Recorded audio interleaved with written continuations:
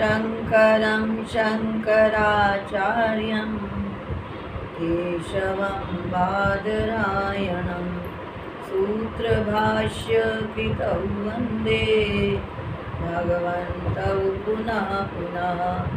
ईश्वरो गुरुरात्मेति मूर्तिभेदविभागिने व्योमवद्व्याप्तदेहाय दक्षिणामूर्तये नमः। ओम शांति शांति शांति। भगवान भाष्यकार भगवान ने अल्प बुद्धि जीवों को ज्ञान प्राप्ति के लिए विभिन्न स्तोत्र ग्रंथों की रचना की, जिसमें एक ग्रंथ है विज्ञान नौका। इसे स्वरूपानुसंधान स्तोत्र भी कहते हैं। विज्ञान नौका अर्थात यह एक सामान्य नौका नहीं, जन्म मृत्यु रूप संसार समुद्र में डूबते हुए जीव के लिए विज्ञान ही नौका है। अर्थात जब तक यह साधन संपन्न नहीं हो जाता और संपूर्ण पृथ्वी एवं स्वर्ग तक के पदार्थों से, यानी इस लोक के पदार्थों से लेकर ब्रह्म लोक तक के पदार्थों में वैराग्य नहीं हो जाता, चतुष्टय साधन संपन्न ही इस संसार समुद्र से पार हो सकता है। और वो भी यदि उसे ब्रह्मनिष्ठ गुरु की प्राप्ति हो जाए। वो किस प्रकार से इसे उपदेश करते हैं और ये सहज ही संसार समुद्र से पार हो सके, तो इसके लिए है ये विज्ञान नौका, अर्थात विज्ञान की नौका, विज्ञान ही नौका है। तो शुरू करते हैं उसका प्रथम श्लोक। तपो यज्ञ दानादिभिः शुद्ध बुद्धिर् विरक्तो निपादौ पदे तुच्छ बुद्ध्या परित्यज्य सर्वं यदाप्नोति तत्त्वं परं ब्रह्म नित्यं तदेवाहमस्मि। परं ब्रह्म नित्यं तदेवाहमस्मि। तपो यज्ञ दानादिभिः शुद्ध बुद्धिर् विरक्तो निपादौ पदे तुच्छ बुद्ध्या परित्यज्य सर्वं यदाप्नोति तत्त्वं परं ब्रह्म नित्यं तदेवाहमस्मि। तपो यज्ञ दान आदि भी शुद्ध बुद्धि। तप से, यज्ञ से, दान आदि से जिसकी बुद्धि शुद्ध हो गई है। तप से अभिप्राय अनिवार्य नहीं कि आप गंगा में खड़े होकर वृक्ष पर उल्टे लटक कर तप करो। अपने वर्ण आश्रम का पालन करना यही तप है। यज्ञ शुद्ध मन से परमात्मा की पूजा की जाए।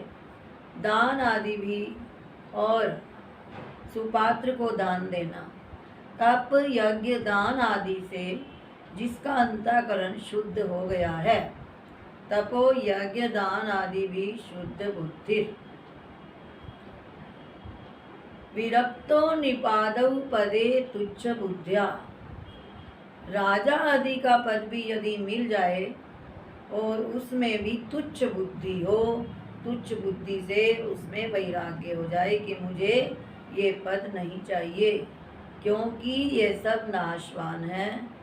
जब हमारी पदार्थों के प्रति, पद के प्रति दोष दृष्टि हो जाती है, जब हम यथार्थ बात को समझ लेते हैं कि ये लेकर क्या करेंगे, ये जो नाशवान है, तो राजा आदि के पद में भी विरक्त बुद्धि हो जाती है। जितनी जितनी हमारे अंदर विरक्ति आती जाएगी, वैराग्य आता जाएगा, उतना उतना समझ लो अंतःकरण शुद्ध हो जाता है, शुद्ध होता जाएगा। परित्यज्य सर्वम, फिर कहा सब कुछ त्याग कर। सब कुछ से अभिप्राय यहाँ मुख्य रूप से अहंकार को त्याग कर, ममता को त्याग कर। यत् आपनोति तत्वम, यत् तत्वम आपनोति, जिस तत्व को प्राप्त करता है।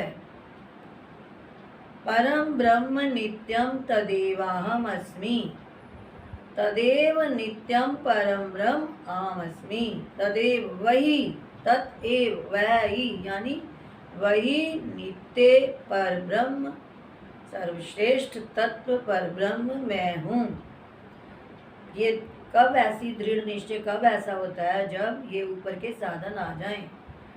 तो इसका अर्थ दोबारा सुनिए। तप, यज्ञ, दान आदि से जिसका अंतःकरण शुद्ध हो चुका है, जिसकी राजा आदि के पद में भी तुच्छ बुद्धि है, अर्थात जो पृथ्वी लोक से लेकर स्वर्ग लोक, ब्रह्म लोक तक किसी पद पदार्थ की इच्छा नहीं करता, जिसको ये सभी पद पदार्थ तुच्छ दिखाई देते हैं, इस प्रकार सब कुछ त्याग कर, अर्थात अहंकार का त्याग करके जिस तत्व को प्राप्त करता है, वही नित्य पर ब्रह्म मैं हूँ।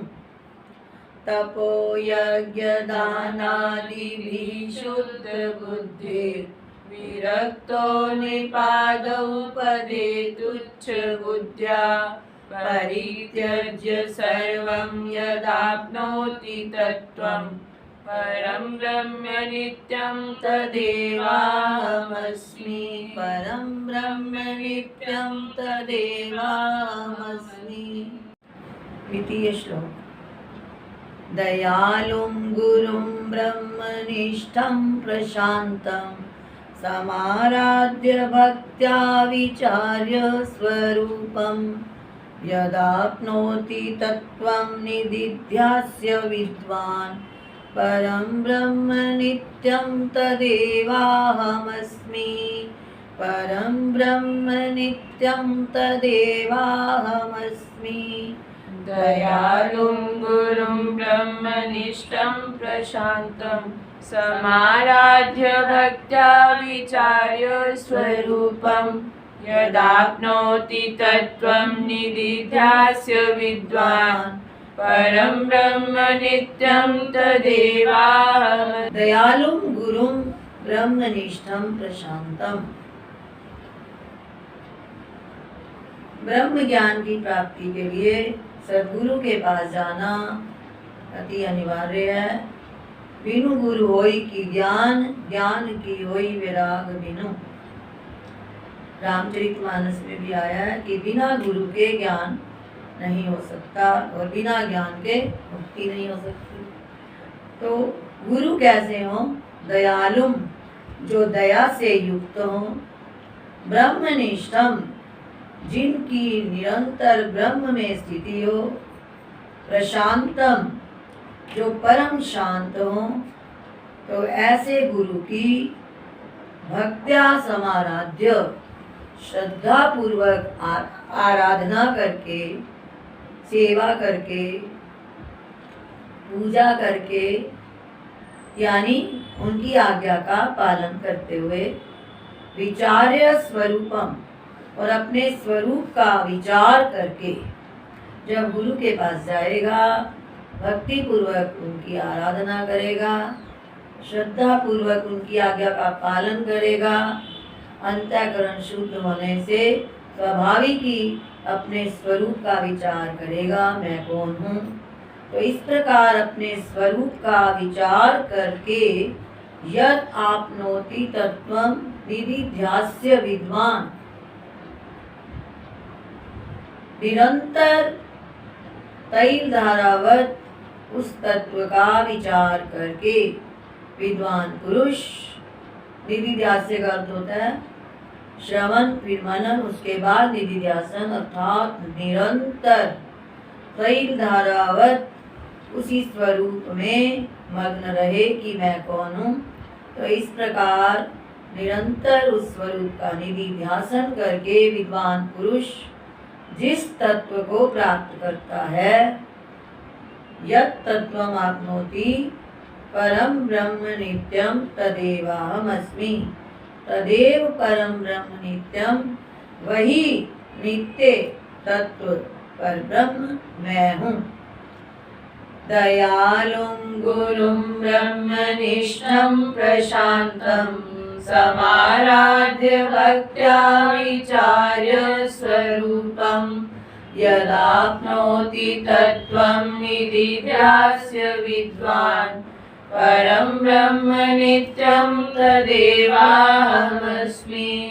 दयालुं गुरुं ब्रह्मनिष्ठं प्रशान्तं समाराध्य भक्त्या विचार्य स्वरूपं यदाप्नोति तत्त्वं निदिध्यास्य विद्वान् परं ब्रह्म नित्यं तदेवाहमस्मि। परं ब्रह्म नित्यं तदेवाहमस्मि।